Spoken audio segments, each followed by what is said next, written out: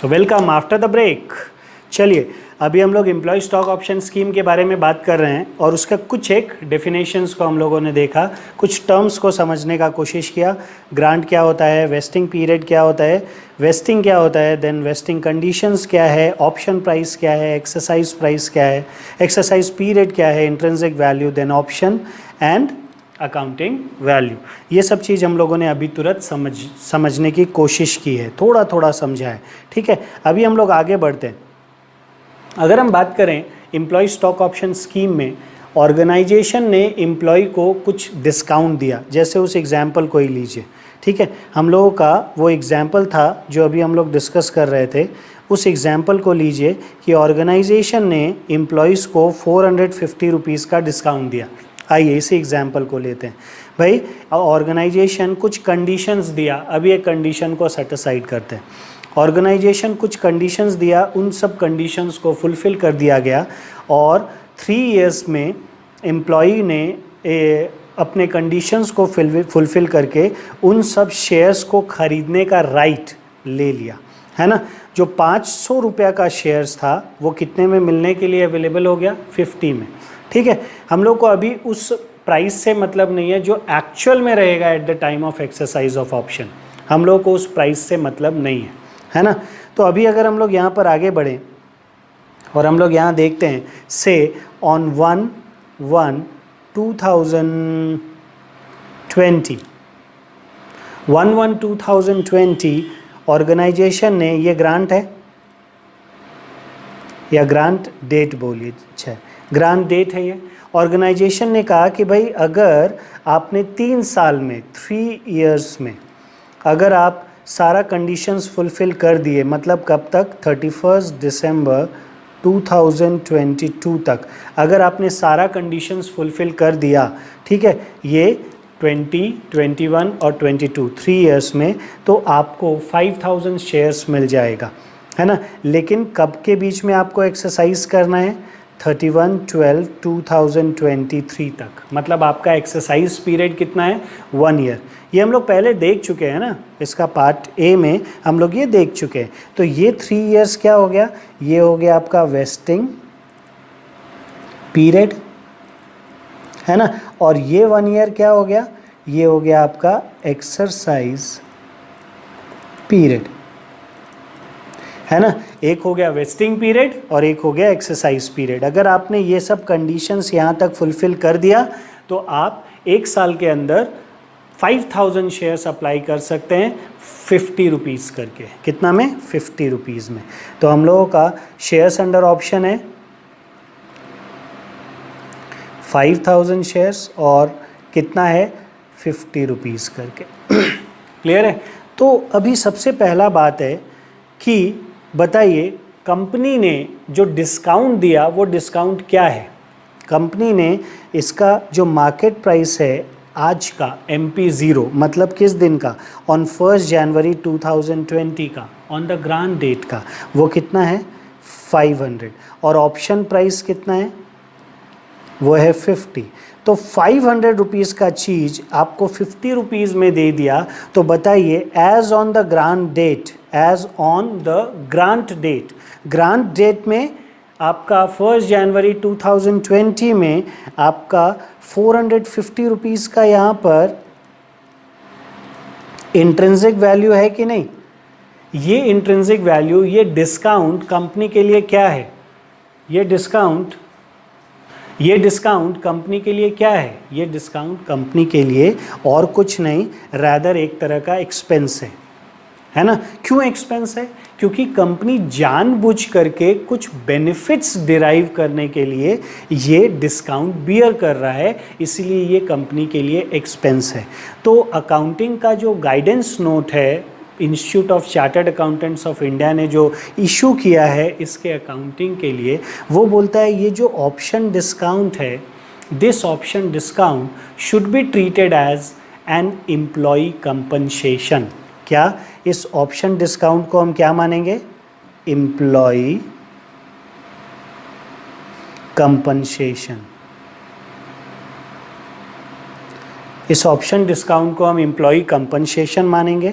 और इसको अगर हम एम्प्लॉई कंपनसेशन मानते हैं तो बताइए, एम्प्लॉई कंपनसेशन मतलब हम लोगों ने सबसे शुरू में डिस्कस किया था सैलरी, बोनस, है ना, इंसेंटिव्स टू द एम्प्लॉय, ये और कुछ नहीं है, rather these are nothing but compensation given to the employ towards their efforts actually, है ना। तो उन्होंने जो मेहनत किया है उसके बदले में हम लोग उसको कुछ ना कुछ पेमेंट करते हैं, that is called employee compensation.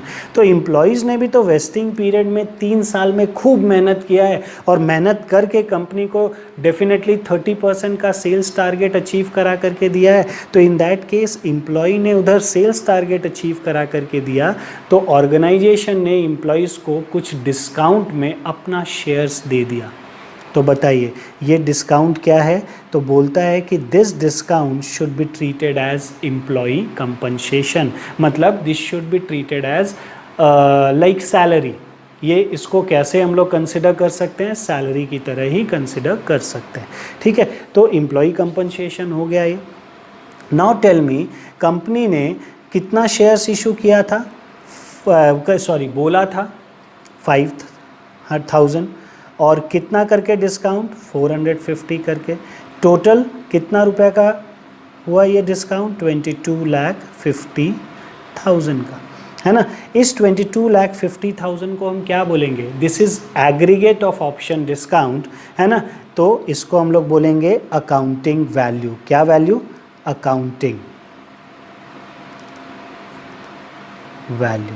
इसको हम लोग क्या बोलेंगे? Accounting value. मतलब ये वो प्राइस है जिससे हम लोगों को रिकॉर्डिंग करना है, अकाउंटिंग करना है। Is this clear? तो इतना रुपया का एक्सपेंस कंपनी इनकर करने के लिए रेडी है ना। इतने रुपए का एक्सपेंस का डिस्काउंट कंपनी देने के लिए रेडी है। क्यों? क्योंकि कंपनी ये एक्सपेक्ट कर रहा है कि एम्प्लॉयज़ मेहनत करके मेरे सेल्स को बढ़ा देंगे, तो उससे जो फ़ायदा होगा उस फ़ायदे को इस पर्टिकुलर एक्सपेंस के साथ हम लोग को मैच करना चाहिए, है ना। सुने ना कभी मैचिंग कॉन्सेप्ट? मैचिंग कॉन्सेप्ट, है ना। अर्निंग्स शुड बी और बेनिफिट्स और revenue should be matched with the expenses incurred to earn the revenue, है ना। कि भाई revenue should be matched with the expenses incurred to earn the revenue. तो revenue और एक्सपेंसेस का मैचिंग होना चाहिए और वो भी जस्टिफाइड तरीके से मैचिंग होना चाहिए। जो रेवेन्यू हमने अर्न किया, उस रेवेन्यू को अर्न करने के लिए जितना एक्सपेंसेस हमने इनकर किया है उस दोनों को मैच करना चाहिए। तो बताइए ये जो हम लोगों का एक्सपेंस है employee compensation, this expense shall be helping us, because अभी हम कहाँ खड़े हैं? अभी हम लोग ग्रांट डेट में खड़े हैं। ये कहानी कब कर रहे हैं? ये सारा का सारा कहानी हम लोग कर रहे हैं ग्रांट डेट के दिन, मतलब 1 जनवरी 2020 के दिन। तो as on the grant date we are discussing, what are we discussing, कि भाई हम लोगों ने ये जो एक्सपेंसेस इनकर किया है इससे रेवेन्यू हम लोगों को कितने वर्षों तक मिलेगा, है ना। तो इससे रेवेन्यू हम लोगों को 3 वर्षों तक मिलेगा, क्योंकि एम्प्लॉय मेहनत करते करते वेस्टिंग पीरियड में मेहनत करेंगे तो कितने वर्षों तक मेहनत करेंगे? 3 इयर्स तक। That means over a period of 3 years employ मेहनत करेंगे और रेवेन्यू अर्न करके कंपनी को देंगे। तो we should charge these expense, we should match this entire expense over a period of 3 years. Agree or not? समझ में आ रहा है बात? नहीं सर, नहीं समझ में आ रहा, फिर से बोलिए। चलो भाई एक बार और बोल देते, ठीक है। ध्यान से देखिए, what is the vesting period? Vesting period is 3 years, है ना। 2020, 2021, 2022 तो वेस्टिंग पीरियड हम लोगों का 3 साल का है। अग्री? तो हम लोगों ने कहा भाई इन 3 साल तक क्या करो? दम लगा के हैसा, दम लगा के हैसा। क्या करना है? मेहनत करना है, मेहनत। और मेहनत करके क्या करना है? कंपनी का सेल्स रेवेन्यू 30% बढ़ाना है। तो इन दैट केस बताइए, कुछ इस साल बढ़ा होगा, कुछ इस साल बढ़ा होगा और इस साल कुछ बढ़ा होगा। Over a period of 3 years the revenue has been increased by 30%. तो in that case revenue should be matched with the expense. तो हमने ये जो 22,50,000 रुपया देने का वादा किया है, कब? आफ्टर 3 years देने का वादा कब किया है ना भाई। ये ऑप्शन है, option is to be exercised in future, isn't it, at a predetermined price. तो उस केस में ऑप्शन को तो बाद में एक्सरसाइज करना है। तो हम लोग जो वादा किए हैं कि भाई हम ये 22,50,000 का आपको डिस्काउंट देंगे, तो बताइए इस 22,50,000 रुपये के डिस्काउंट से हम लोगों ने over a period of 3 years revenue earn किया है कि नहीं। ये जो एक्सपेंस इनकर हुआ है, सॉरी होगा, इससे फ़ायदा, इससे रेवेन्यू, इससे बेनिफिट हम लोगों को कितने वर्षों में मिलेगा? फ्यूचर के 3 ईयर्स में मिलेगा। अग्री? तो over a period of 3 years जो रेवेन्यू हम लोगों को अराइज होने वाला है, उसी के एवज में तो हम लोग ये 22,50,000 रुपये का खर्चा इनकर करने के लिए तैयार हैं, है ना। तो this should be matched with the income earned over a period of 3 years. That is why this should be amortized over a period of, this should be segregated, this should be spread over a period of 3 years, है ना। और इनको 3 वर्षों में हमको बांट देना है, ठीक है। तो अब अपना गाइडेंस नोट ICAI का क्या बोलता है?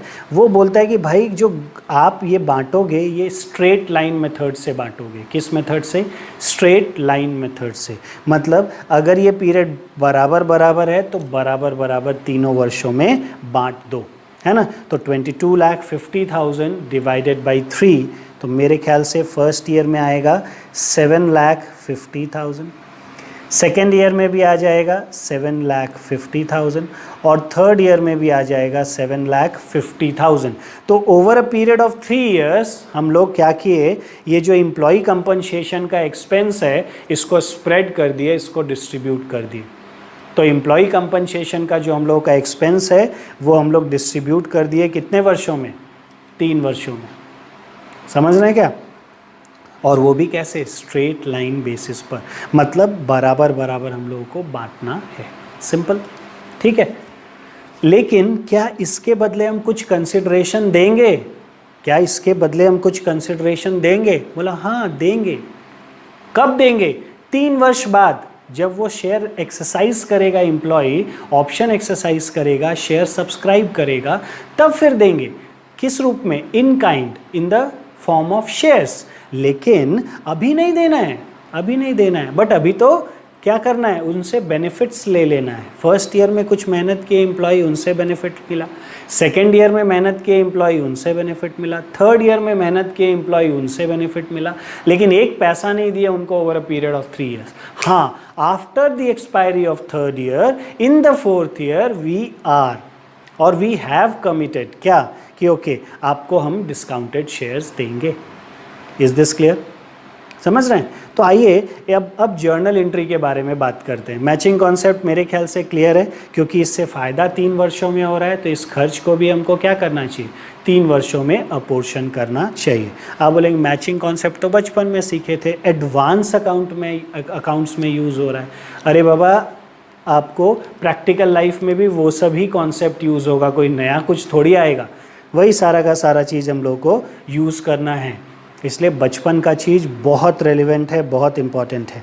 ओके, चलिए हम लोग बात करते हैं। तो सबसे पहले एज ऑन 31/12/2020, है ना, फर्स्ट ईयर के एंड में हम लोग एम्प्लॉय से कुछ ना कुछ काम करा करके, कुछ मेहनत करा करके कुछ फ़ायदा कमाए होंगे। तो डेफिनेटली हमारा रेवेन्यू क्या हुआ होगा? बढ़ गया होगा, है ना। हमारा सेल्स क्या हुआ होगा? बढ़ गया होगा। तो क्रेडिट साइड में सेल्स बढ़ गया है, तो डेबिट साइड में हम क्या करें? उसका एक्सपेंस चार्ज करें, है ना। कैसे चार्ज करें? तो बोलता है एक्सपेंस को बोलिए क्या? Employ compensation. क्या नाम दीजिए? Employ compensation. अकाउंट डेबिट 7,50,000,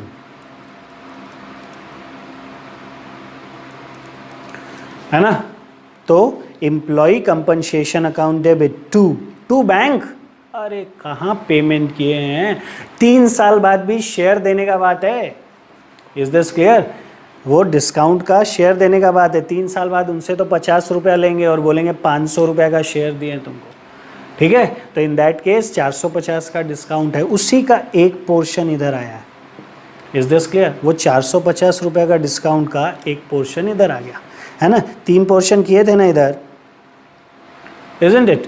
तो वो 3 में से 1 साल खत्म हो गया तो इधर आ गया। 1 साल का कमाई कर लिए तो 1 साल का एमोटाइज करना है ना। तो टू बैंक तो नहीं होगा, टू क्या अभी शेयर दे दिए? नहीं, अभी भी नहीं दिए। तो क्या करेंगे? तो एक नाम बताया, बोला एम्प्लॉय स्टॉक ऑप्शन आउटस्टैंडिंग। इसको क्या बोलेंगे? Employ stock option outstanding. बात समझ रहे हैं? इसका नाम हम लोग रखेंगे एम्प्लॉय स्टॉक ऑप्शन आउटस्टैंडिंग। अरे जैसे आउटस्टैंडिंग सैलरी होता है ना, वैसे ही हो गया भाई, salary account debit to outstanding salary. बात समझ रहे हैं? तो स्टॉक ऑप्शन आउटस्टैंडिंग है तो आउटस्टैंडिंग बोल करके डाल दिए। इसको बैलेंस शीट में कहाँ दिखाएंगे अभी बात नहीं कर रहे हैं, अगले क्लास में बात करेंगे उसको, है ना। सब कुछ एक साथ डाल करके खिचड़ी क्यों करना, थोड़ा थोड़ा थोड़ा थोड़ा करके हम लोग को एंजॉय करना है ना। तो एम्प्लॉय कंपनसेशन अपना क्या हो गया? एक्सपेंस हो गया। और ये क्योंकि हम लोग को उसको शेयर्स देना है फ्यूचर में, तो हम लोग के लिए एक तरह का ये आउटस्टैंडिंग हो गया, इसीलिए हम लोग उसको क्रेडिट कर दिया। और कितने रुपए से? 7,50,000 से। बात समझ में आया? क्लियर है? तो क्या हुआ? Employ compensation account debit to employ stock option outstanding. कोई हाथी घोड़ा नहीं है, कोई रॉकेट साइंस नहीं है। क्या है ये? सिंपल सा सैलरी टू आउटस्टैंडिंग सैलरी, और कुछ भी नहीं, है ना। वही एक्सपेंसेस टू आउटस्टैंडिंग। अब इसको लेकिन पीएल में हम लोगों को डालना होगा। 31/12/2020 profit and loss account debit to employ compensation account 7.5 and 7.5 lakh. 1 साल खत्म। बात समझ में आया? भाई आप लोगों को अगर कष्ट हो, आप लोगों को अगर कन्फ्यूज़न हो इन सब चीज़ों को समझने में, तो आप लोगों के पास में मेरा व्हाट्सएप नंबर होगा, आप लोग उस पर मेरे को मैसेज कर दीजिएगा, हम लोग डिस्कस कर लेंगे उसी पर। नहीं है व्हाट्सएप नंबर? चलो आप नोट कर लो, इट इज़ 9334408181 9334408181। ठीक है, चलिए अभी बात करते हैं यहाँ पर। तो employ compensation to employ stock option outstanding and then PL to employ compensation. ठीक है, 1 साल एम्प्लॉय ने काम किया, हमने एक्सपेंसेस यहाँ बुक कर लिया और उस एक्सपेंस को पीएल में चार्ज कर दिया, क्योंकि उसको मैच करना तो ज़रूरी है, उससे रिलेटेड रेवेन्यू हमारा पीएल में क्रेडिट हो रखा है। क्लियर है? तो ये दोनों कैंसिल हो गया। अगर हम ध्यान से देखें तो मेरा प्रॉफिट कम हो गया और साथ ही साथ एक ऑब्लिगेशन अराइज हो गया। Got it? चलिए आगे बढ़ते हैं। अब 31/12/2021, भाई इस साल भी तो मेहनत किया एम्प्लॉय, है ना, लेकिन क्या दे दिए शेयर्स? नहीं। अब हम शॉर्ट में लिख रहे हैं employee compensation account debit to employ stock option outstanding account. ठीक है, employee stock option outstanding account कितना? Again 7,50,000, again 7,50,000। समझ रहे हैं? तो employ compensation account debit to employ stock option outstanding 7,50,000। इसको भी पीएल में डाल देंगे। 31/12/2021 that is profit and loss account debit to employees compensation account 7,50,000 and 7,50,000। Clear है? सेकेंड ईयर भी चला गया। अब थर्ड ईयर आएगा। थर्ड ईयर में भी नहीं देंगे, लेकिन भाई अकाउंटिंग तो करना पड़ेगा। अकाउंटिंग तो हम लोग को accrual system of accounting, matching concept, ये सबको ध्यान रखते हुए करता है।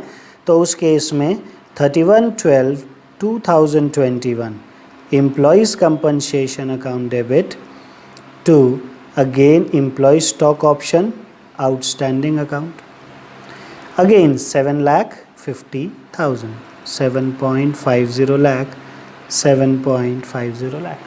एंड इसको हम लोग पीएल में डाल देंगे on the last date of the year. अब बाबा 22 होगा ना, 22 होगा। that is profit and loss account debit to employees compensation account. It is again the same amount 7,50,000 and 7,50,000. पूरा का पूरा अमाउंट हमारा क्या हुआ, पीएल में चला गया. नाउ जस्ट टेल मी, इधर एक समझने के लिए हम लोग बैलेंस शीट बनाते हैं, है ना. समझने के लिए हमारा फर्स्ट ईयर में प्रॉफिट से कितना निकला, देखिए तो employ compensation debit, employee compensation credit, मतलब प्रॉफिट से 7,50,000 पीएल अकाउंट डेबिट हुआ, profit and loss account debit हुआ 7,50,000, है ना. और वो पैसा कहाँ है, एम्प्लॉय स्टॉक ऑप्शन आउटस्टैंडिंग में है 7,50,000. हम बोल सकते हैं प्रॉफिट से निकला और एम्प्लॉय स्टॉक ऑप्शन आउटस्टैंडिंग में है ना. ठीक है. उसके बाद फिर सेकेंड ईयर में ये फिर 7,50,000 निकला, तो इन दैट केस आपका एम्प्लॉय कंपनसेशन तो कैंसिल हो गया, पीएल से 2 बार डेबिट हुआ तो 15 लाख रुपीज़ निकल गया. एंड आपका एम्प्लॉय स्टॉक ऑप्शन आउटस्टैंडिंग में फर्स्ट ईयर क्रेडिट हुआ था 7,50,000, सेकेंड ईयर और क्रेडिट हो गया, तो ये भी बढ़ करके कितना हो गया, 15 लाख रुपीज़ हो गया. तो दोनों का दोनों कितना हुआ, 15 लाख रुपीज़ हो गया. एक में इधर 15 लाख, एक में इधर 15. ठीक है. अब अगर हम लोग इधर बात करें तो in that case third year में फिर हम लोगों का 7,50,000 आया, है ना. एम्प्लॉय स्टॉक ऑप्शन आउटस्टैंडिंग में आया और पीएल से निकला, तो पीएल को हम लोगों ने डेबिट कर दिया over a period of 3 years 22,50,000. And employee stock option outstanding में भी अपना ऑब्लिगेशन दिख रहा है 22,50,000, है ना. दोनों का दोनों में 22,50,000, मतलब प्रॉफिट से हमने 2250 निकाला और कहाँ रखा है, एम्प्लॉय स्टॉक ऑप्शन आउटस्टैंडिंग में हमने वो अमाउंट अभी बैलेंस बना करके रखा हुआ है. ठीक है. तो प्रॉफिट से निकाला, बैलेंस बना करके रखा हुआ है. बात समझ में आ रहा है. तो ये हम लोगों का पोजीशन हुआ आफ्टर 3 years. आप मेरे को बताइए, क्या एम्प्लॉई ने over a period of 3 years मेहनत किया, हाँ मेहनत किया एम्प्लॉई ने over a period of 3 years.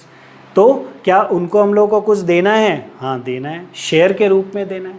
ठीक है. तो हमारा एक ऑब्लिगेशन बन रखा है इधर, और क्योंकि उनको हमको एक्सपेंस के बदले में कुछ देना है, तो एक्सपेंस के चलते मेरा प्रॉफिट भी कम हो चुका है ना.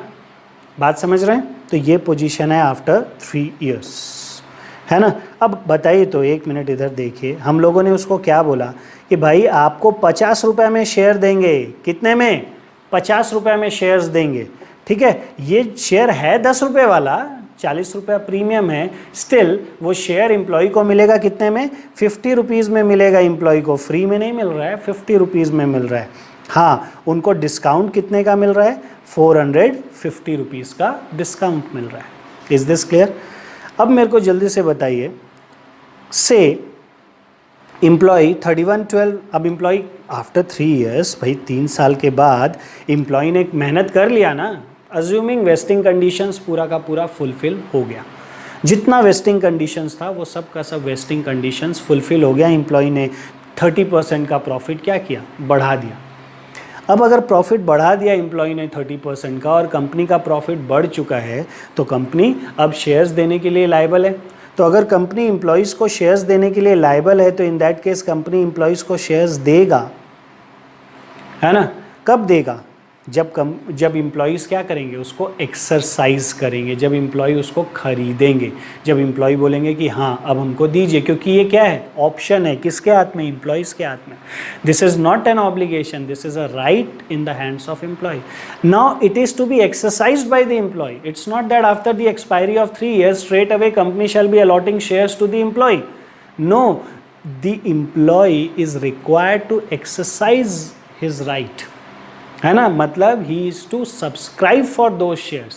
If he is not intended to subscribe, in that case he may leave, he may waive, he may like drop his option. क्यों नहीं, हो सकता है उसका मन नहीं कर रहा हो सकता है 50 रुपया भी ना हो सकता है कंपनी से मन खराब हो, है ना, नहीं करेंगे एक्सरसाइज.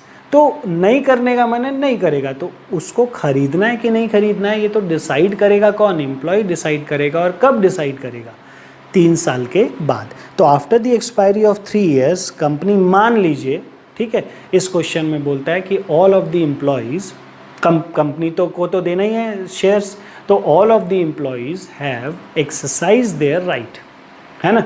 अब सारे के सारे एम्प्लॉयज़ ने क्या किया? ऑप्शन वाला शेयर्स खरीद लिया। सारे के सारे एम्प्लॉयज़ ने ऑप्शन वाला शेयर्स खरीद लिया, एप्लीकेशन दे दिया, और मान लीजिए last day of exercise period ही किया है। कौन सा दिन? एकदम लास्ट डे 31/12/2003 को अपना ऑप्शन एक्सरसाइज किया है ना। मतलब एम्प्लॉय क्या किया? कंपनी को पैसा दिया है। कितना रुपया देगा, क्या एंट्री पास करेगा, एक बार सोच करके बताइए जल्दी से, ठीक है। हम यहाँ लिख देते हैं, all the employees have exercised their option on 31/12/2023। ठीक है, एम्प्लॉय ने ऑप्शन एक्सरसाइज कर लिया, है ना। मतलब क्या? एम्प्लॉय ने 50 रुपया दे दिया कंपनी को और बोला भाई शेयर्स तो, ठीक है। जल्दी से बताइए क्या जर्नल एंट्री पास होगा? बताइए बताइए।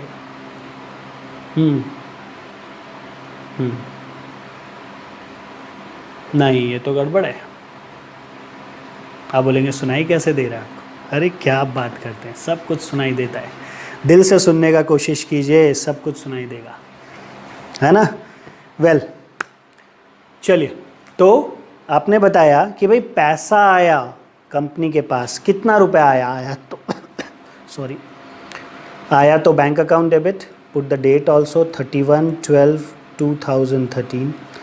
कितना रुपया आया बैंक अकाउंट डेबिट? 50 रुपया करके आया, 5,000 शेयर्स का, है ना। 5,000 शेयर्स का था, 50 रुपीज़ करके आया, तो 25, 250, 1, 2, 3, 2,50,000 रुपीज़ आया, है ना। कंपनी के पास आया, कंपनी ने 5,000 शेयर्स इशू कर दिया to equity share capital account. 5,000 shares into 10 कितना? 50,000। इसमें तो कोई दिक्कत नहीं है। कंपनी को मिला कितना? 2,50,000। कंपनी ने एम्प्लॉयज़ को 5,000 शेयर्स इशू कर दिया, लेकिन क्या वो 5,000 शेयर्स के बदले कंपनी को सिर्फ और सिर्फ 50 रुपीज़ मिला है? आई मीन 2,50,000 मिला है। फिर से मेरा क्वेश्चन है, क्या over a period of 3 years, now this is the 4th year actually, 2023, है ना, in which like the employees have exercise their option, तो इतने पीरियड में क्या कंपनी को सिर्फ और सिर्फ 2,50,000 मिला है? नहीं, करेक्ट नहीं। इसके अलावा मेहनत भी तो की है एम्प्लॉय, क्या उस मेहनत का बेनिफिट नहीं मिला कंपनी को? डेफिनेटली। इसका मतलब कंपनी को 2 कंसिडरेशन मिला है, एक तो कैश के रूप में 2,50,000 और बाकी का मेहनत के रूप में। क्या चीज़ के रूप में? मेहनत के रूप में। कितना रुपया बाकी का मिला है? मेहनत के रूप में। अरे किधर चला गया भाई, रुको रुको रुको। इतने साल तक, 3 साल तक एम्प्लॉय ने काम किया, तो ये 22,50,000 रुपीज़ का मेहनताना उनको देना है ना, इमोलूमेंट्स तो उनको देना है, बेनिफिट उनको देना है, तो organization is required to pay this, तो this benefit has been derived by the organization. तो इन दैट केस एक तो ये भी तो मिला है कंपनी को, तो ये क्रेडिट में पड़ा है, इसको भी तो ख़त्म करना होगा, क्योंकि कंपनी क्या बोला था भाई, इसके बदले हम आपको शेयर्स देंगे। बोला था ना कंपनी कि भाई आप मेहनत करो, हम 50 रुपये में शेयर्स देंगे। तो बट ऑब्वियस 50 रुपया कंपनी के पास आया, प्लस इसका बेनिफिट भी तो आया, ये 22,50,000 भी तो आया। तो कंपनी को सिर्फ 2,50,000 रुपया नहीं मिला है, ये 22,50,000 भी मिला है, प्लस 2,50,000 भी मिला है। मतलब ये 50 रुपीज़ कैश के रूप में मिल गया, आई मीन कैश और बैंक, और ये 450 रुपीज़ किसके रूप में मिल गया, ये आपका वर्क के रूप में मिल गया, एफर्ट्स के रूप में मिल गया, काम के रूप में मिल गया। बात समझ रहे हैं? ये दोनों का दोनों बेनिफिट्स एम्प्लॉय के तरफ से ऑर्गेनाइजेशन को डिराइव हुआ है। तो उस केस में ऑर्गेनाइजेशन क्या करेगा, ऑर्गेनाइजेशन इस दोनों के दोनों को रिकॉर्ड करेगा। तो एम्प्लॉय स्टॉक ऑप्शन आउटस्टैंडिंग जो क्रेडिट पड़ा है, अब उसके बदले हम लोगों को कंसिडरेशन देना है, इसलिए उसको डेबिट करके कैंसिल कर दीजिए। Employee stock option outstanding account debit 22,50,000। ठीक है, तो बैंक अकाउंट डेबिट कितना, 2,50,000। Employee stock option account outstanding account debit 22,50,000 to share capital, और बाकी का हम क्या बोलेंगे, सिक्योरिटीज प्रीमियम अकाउंट। क्या, सिक्योरिटीज प्रीमियम अकाउंट। कितने का, देख लीजिए भाई, 10 रुपये का शेयर है, 500 रुपीज़ उसका वर्थ है जो हमको मिला है, हम लोग को बेनिफिट मिला है शेयर के बदले में 500 का। 2,50,000 का तो कैश के रूप में, आई मीन 50 रुपीज़ करके बोल लीजिए, वो मिला, प्लस 250 रुपये 450 रुपीज़ का मेहनत मिला, काम मिला। तो दोनों को मिला करके हम लोगों को कितना रुपया मिल गया, वी हैव 500 रुपीज़, है ना। तो 500 में 10 रुपीज़ तो नॉमिनल वैल्यू, तो 490 हो गया क्या, 5,000 शेयर्स पर 490 रुपीज़ करके आपका हो गया प्रीमियम। ठीक है, ऐसे ही निकल जाता है भाई 24,50,000, है ना, 24,50,000। बात समझ में आया कि भाई जो पैसा मिलना था बैंक अकाउंट डेबिट और एम्प्लॉय स्टॉक ऑप्शन आउटस्टैंडिंग तो अब कैंसिल करना पड़ेगा, क्योंकि एम्प्लॉय को उसके बदले में शेयर्स दे रहे हैं, तो वो भी ऑब्लिगेशन कैंसिल कीजिए। And to equity shares, nominal value डाल दीजिए शेयर कैपिटल में, और बाकी का सारा पैसा सिक्योरिटीज प्रीमियम में, being 5,000 employee stock options exercised, है ना।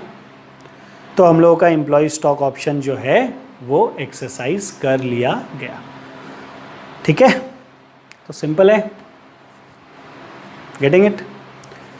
तो क्या करना है, सबसे पहले हर एक साल हम लोगों को क्या करना है, जो ऑप्शन का हम लोगों का डिस्काउंट था उसका अकाउंटिंग वैल्यू निकाल करके उसको स्ट्रेट लाइन बेसिस पर आपको एमोटाइज कर देना है। स्ट्रेट लाइन बेसिस का मतलब हर साल बराबर होता है ज़रूर, लेकिन वो साल पूरा होना चाहिए। अगर समझ लीजिए वो 4.5 साल है तो क्या होगा, 4 साल बराबर और लास्ट ईयर में आधा हो जाएगा, इज़न्ट इट। तो आपका जो पीरियड है, जितना पीरियड उतने पीरियड में आपको क्या करना है, ऑप्शन का डिस्काउंट को एमोटाइज कर देना है, ऑप्शन का डिस्काउंट को राइट ऑफ कर देना है। Is this clear, got it. Now आइए क्वेश्चन हम लोग बनाते हैं, एक क्वेश्चन बनाते हैं। Come to question number 1। आप बनाइए, 2 मिनट लीजिए। नहीं, 1 नहीं, गलती से बोल दिया भाई।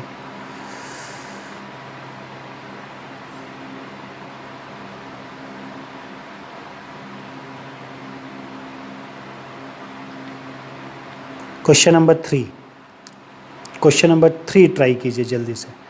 S limited grants 1,000 options to its employees on 1/4/2005 at ₹60. The vesting period is 2.5 years. The maximum exercise period is 1 year. Vesting period ध्यान रखिएगा 2.5 years है। Market price of on the date is on that date is ₹90. तो 60 rupees में option price है और 90 है, तो 30 rupees का डिस्काउंट है। All the options for exercised on 31/7/2008। ठीक है। Generalized if the face value of equity share is ₹10। अगर नहीं भी बोलेगा ना फेस वैल्यू, तो हमेशा क्या मानना है, 10 रुपया ही मानना है। Is this clear? जल्दी से जर्नलाइज करके मेरे को बताइए क्या होगा इसका एंट्री, जल्दी से बताइए। पहले आप निकालिए अकाउंटिंग वैल्यू, फिर निकालिए हर साल कितना एमोटाइज करना है, उसके बाद जर्नल एंट्री पास करना है। करके बताइए जल्दी से।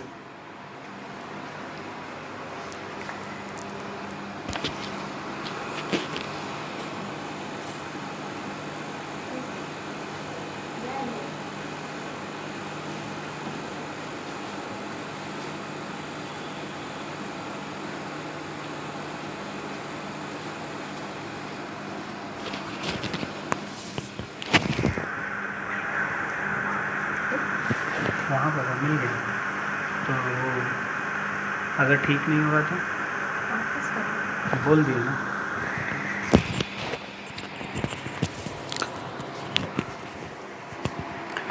बना लिया आपने? चलिए आइए अब हम आपकी थोड़ी मदद करते हैं। आप बोलेंगे क्या ये सब बच्चे लोग का क्वेश्चन में आप मदद करने आते हैं? तो भाई हम इतना ही कर सकते हैं, हाई फाई क्वेश्चन में थोड़ी आएंगे, सिंपल सिंपल क्वेश्चन में ही तो दिमाग लगा सकते हैं हम। चलो भाई कैलकुलेटर राजा आ जाओ। नाउ 1000 ऑप्शन है, 15 2005 में 60 रुपया में ऑप्शन प्राइस है और 60 रुपीज़ है मार्केट वैल्यू। तो सबसे पहले हम निकालेंगे अकाउंटिंग वैल्यू, है ना। सबसे पहले हम निकाल लेते हैं क्या, accounting value.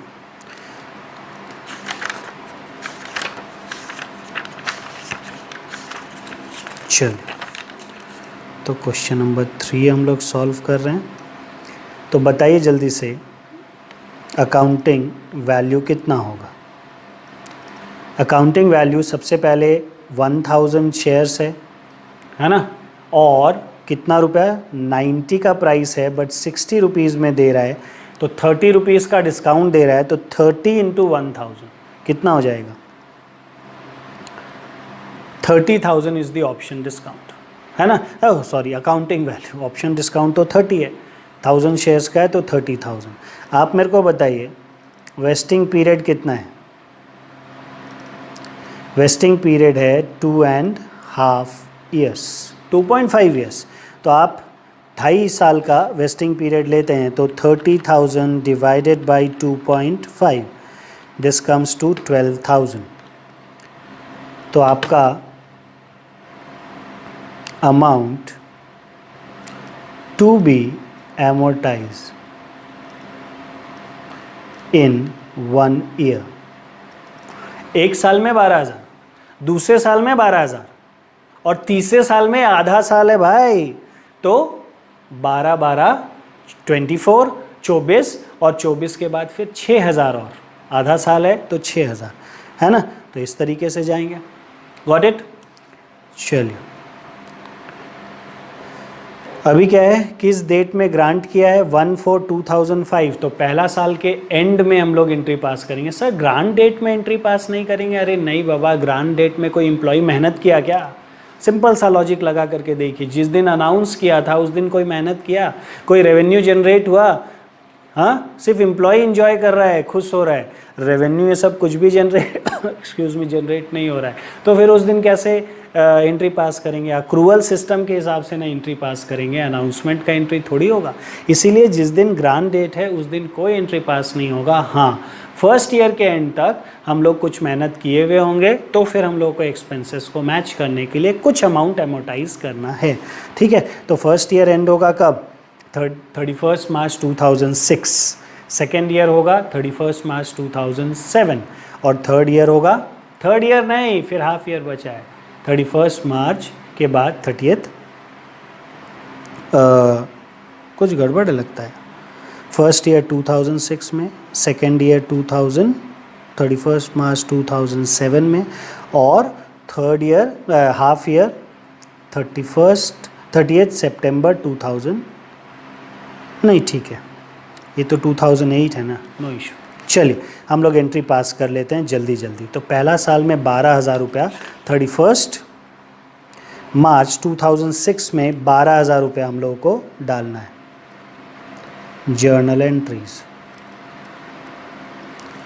Date, particulars, ledger folio, amount in rupees, debit, amount in rupees credit, है ना। तो सबसे पहले 31 मार्च 2006, है ना, पहला साल तो उधर ही ख़त्म होगा। क्या करेंगे, employee compensation account debit to what, employee stock option outstanding account, है ना। 12,000, ठीक है। नरेशन आ जाएगा, बीइंग एम्प्लॉय कंपनसेशन एमोटाइज्ड, है ना, बीइंग एम्प्लॉय कंपनसेशन एमोटाइज्ड, और वर्किंग नोट का यहाँ डिटेल दे दीजिएगा, है ना। क्लियर है, रेफर ये नोट नंबर 1 का डिटेल बता दीजिए, ठीक है। आप आराम से लिख सकते हैं, कोई प्रॉब्लम नहीं। चलिए, नहीं तो पूरा कहानी लिख लीजिए। Being employee compensation, being accounting value of ₹30,000 has been amortised over a period of 2.5 years, है ना, वैसा करके लिख लीजिए, कोई दिक्कत नहीं है। वेल, नेक्स्ट जाते हैं। सेम डे में 31/3/2006 में profit and loss account debit to, short लिख देते हैं, एम्प्लॉय कंपनसेशन, इसी को हम लोग यहाँ कैंसिल कर रहे हैं, 12,000 इसको ट्रांसफ़र कर दे रहे हैं प्रॉफिट एंड लॉस अकाउंट, है ना। Being employee compensation transfer to profit and loss account, being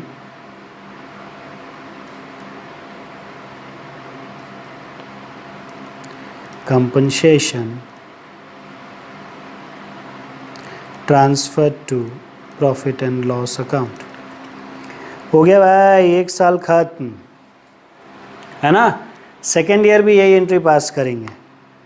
31/3/2007 हम अब शॉर्ट में पास कर रहे हैं, employees compensation account debit to employ stock option outstanding account ₹12,000 and 31/3/2007 profit and loss account debit to employ compensation account 12,000। डिक्टो entry है, कोई फ़र्क नहीं है ना। जैसा फर्स्ट ईयर में पास किए वैसा ही सेकेंड ईयर में भी पास कर लिया, एकदम सेम एंट्री। थर्ड ईयर में पूरा नहीं हो रहा है, रैदर 6 महीने बाद, 6 महीना मतलब अप्रैल मई जून जुलाई अगस्त सितंबर, 6 महीना बाद मतलब सितंबर, 30 सितंबर को 36/2007, ओह सितंबर 6 नहीं होता है, 9 होता है, बेवकूफ़। कौन पढ़ाया है पता नहीं इस आदमी को, नहीं टीचर तो अच्छा ही पढ़ाता है, स्टूडेंट गड़बड़। खैर चलिए, मेरे टीचर तो बहुत अच्छा पढ़ाए थे मेरे को। 39/2007, तो क्या होगा, सेम वही entry, employees compensation account debit to employ stock option outstanding account, कितना रुपया, 6,000, कितना, 6,000, है ना, क्योंकि ये हाफ ईयर ही है, इस इधर 6 महीना है ना, तो फिर आधा ही जाएगा। हो गया। चलिए, इधर अभी पीएल मत बना लीजिएगा कि भाई 30 सितंबर को प्रॉफिट एंड लॉस अकाउंट बना के बैठ गए, नहीं, वो 31 मार्च को बनेगा, eight the end of the accounting year, उधर बनाएंगे अभी, है ना। काम खत्म। देखिए ध्यान से, इसके बाद एक्सरसाइज पीरियड 1 साल का है ना। इसके बाद एक्सरसाइज पीरियड 1 साल का है, the maximum exercise period is 1 year, है ना। क्वेश्चन देखेंगे, the maximum exercise period is 1 year, तो 1 साल का एक्सरसाइज पीरियड है।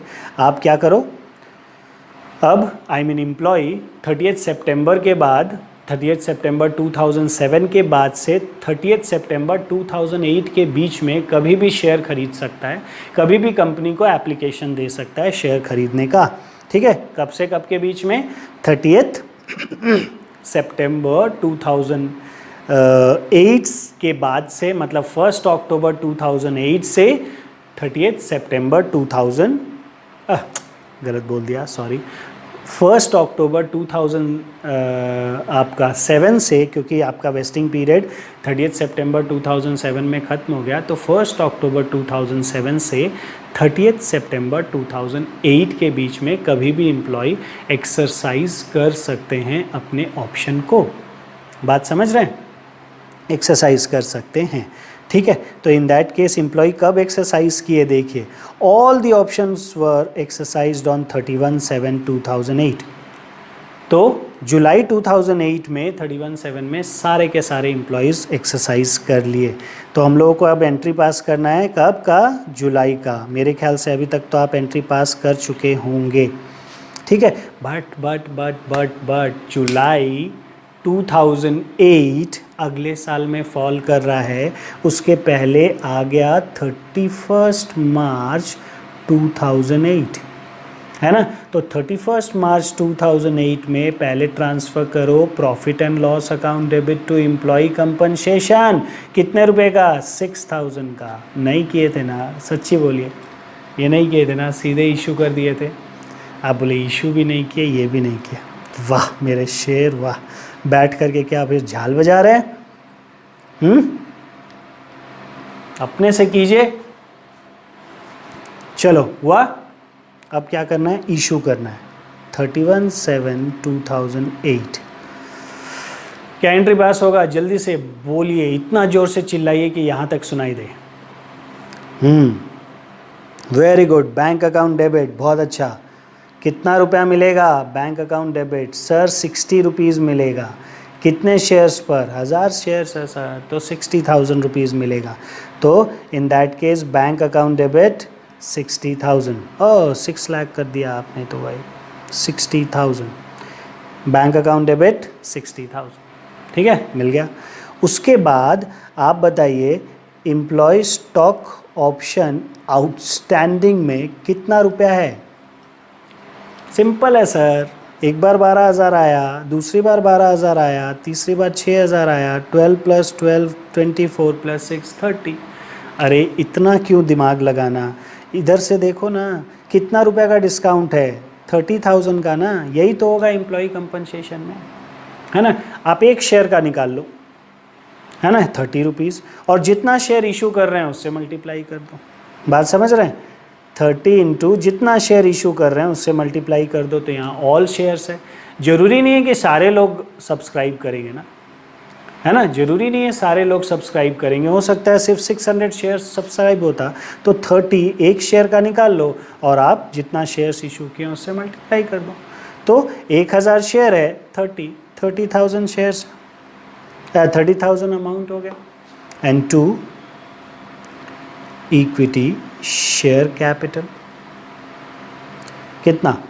Equity share capital account that is 1000 shares है तो 10,000 हो जाएगा, क्लियर। और उसके बाद 2 सिक्योरिटीज प्रीमियम अकाउंट, है ना, सिक्योरिटीज प्रीमियम अकाउंट। कितना रुपया भाई? 80 रुपीज़ करके 80,000। वाई 80,000? बिकॉज 10 रुपये का शेयर है, नहीं भी बोलेगा तो एक शेयर 10 रुपये का, ठीक है, इक्विटी शेयर, एक इक्विटी शेयर 10 रुपये का, तो 90 रुपीज़ में है टोटल, और 10 रुपीज़ उसका नॉमिनल वैल्यू है, हो गया भाई 80 रुपीज़ प्रीमियम, है ना। Being 1000 shares under option exercised,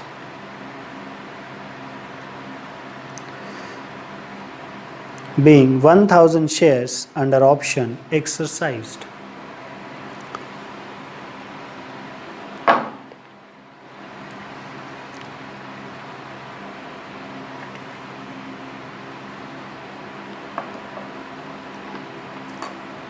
हो गया। चलो वेरी गुड। अभी तो क्या है, हम लोग ये समझे कि भाई एम्प्लॉय को जितना हम लोग ऑफ़र किए थे वो सारा का सारा शेयर्स वो लोग कंडीशन फुलफ़िल करके एक्सरसाइज कर लेंगे, है ना। अभी तक हम लोग ये समझे, बट ऐसा ज़रूरी है क्या? पहला बात, सारे के सारे कंडीशंस फुलफ़िल करेंगे? दूसरा बात कि सारे के सारे एक्सरसाइज करेंगे। मेरा मतलब समझ रहे हैं? फिर से रिपीट करते हैं। अभी हम लोग ये देखें कि सारे के सारे एम्प्लॉयज़ जो हैं उन्होंने कंडीशन फुलफिल भी कर दिया और उन्होंने शेयर्स एक्सरसाइज भी कर लिया। लेकिन क्या ऐसा ज़रूरी है कि सारे के सारे एम्प्लॉयज़ ये सब कंडीशंस फुलफिल करेंगे और जो शेयर्स हम लोग दिए हैं ऑप्शन में वो एक्सरसाइज कर लेंगे? ऐसा ज़रूरी नहीं है। Is this clear? तो आइए उससे रिलेटेड हम लोग चीज़ों को समझते हैं। वहाँ एक दो टर्म्स भी आएगा जो हम लोगों को समझना है ना? तो सबसे पहला बात हम लोग बात करते हैं, दैट इज़ एक टर्म है that is called vested option. Vested option और एक टर्म है अनवेस्टेड ऑप्शन।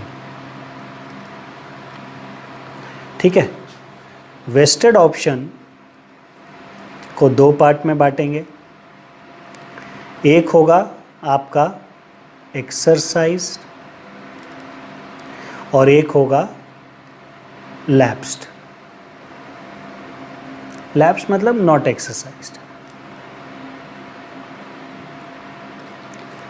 और अनवेस्टेड ऑप्शन लैप्स्ड।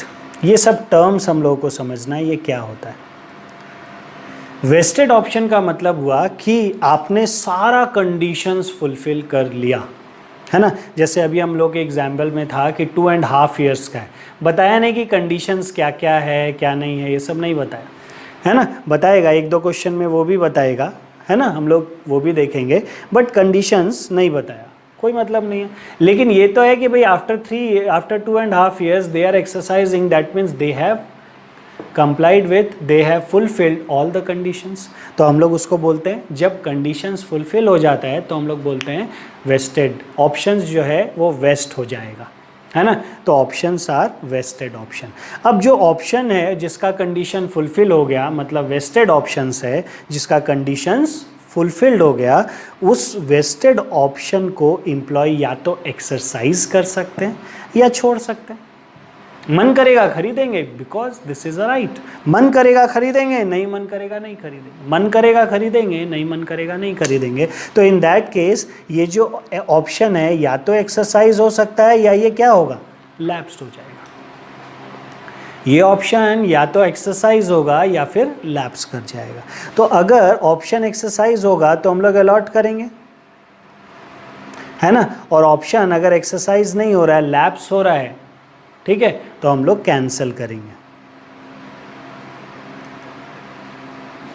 क्या कैंसिल करेंगे? अरे बाबा सोच करके देखो, है ना? 2.5 साल का टाइम था ठीक है, आप एक बार पीछे आओ, 2.5 साल का टाइम था, है ना? अभी अगर हम लोग बोलते हैं, मान लीजिए, समझिए, हम लोग बोलते हैं पहला साल में हमने अपना लाइबिलिटी क्रिएट कर दिया और ऑप्शन को पीएल में डाल दिया, है ना? एम्प्लॉय कंपनसेशन पीएल में डाल दिया। तो फर्स्ट ईयर में हमने अपना एक ऑब्लिगेशन क्रिएट कर लिया कि 12,000 रुपये मेरा क्या है, बैलेंस शीट में अगर हम जाएं तो मेरा 12,000 रुपया एम्प्लॉय स्टॉक ऑप्शन आउटस्टैंडिंग 12,000 रुपये इधर दिख रहा है। Employee stock option outstanding 12,000 rupees हम लोगों को दिख रहा है। तो ये जो 12,000 रुपये एम्प्लॉय स्टॉक ऑप्शन आउटस्टैंडिंग दिख रहा है, ये 12,000 हमारे लिए क्या है, ये 12,000 रुपया हम लोग को ऑब्लिगेशन हमको देना है उनको शेयर्स, ठीक है। सेकेंड ईयर ये 12,000 बढ़ करके 24,000 हो जाता है, 24,000 हो जाता है।